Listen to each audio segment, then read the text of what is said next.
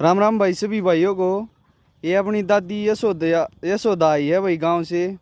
गौशाला में देख लो गायों का भ्रमण करने आई है भाई। हाँ, मैं समय समय पर आती रहूं। अरे हमारे गांव में बहुत आंधी ने मतलब दुखी कर दी थी गौशाला। और तो इन बालका ने ना फिर ये साइड खड़ी कर दी, मतलब कट्ठी कर ली है। इनकी सेवा पानी लाग रहे हैं। अब तो आकर अच्छा लगा। उस दिन तो लले सारी गाय दरवाजा तो खुला है, इनके ऊपर का उतर उतर कर जा रही थी, पर बेचारी फिर आगे क्यों यहाँ ये सेवा बाड़ी कर रही है, तो इस वास्ते ये फिर आ गई। तो आज आकर अच्छा लगा। बोले तो गाँव वालों को तो ये भी नहीं पता गौशाला में कोई गाय है कि नहीं है। मैं तो ये बोल के आई थी, मैं कहा है बिलन है आप घूमे हो कौन ही। अरे देखो आने के बाद देखो आप सच्चाई, कितनी सारी गाय इधर भी गाय है।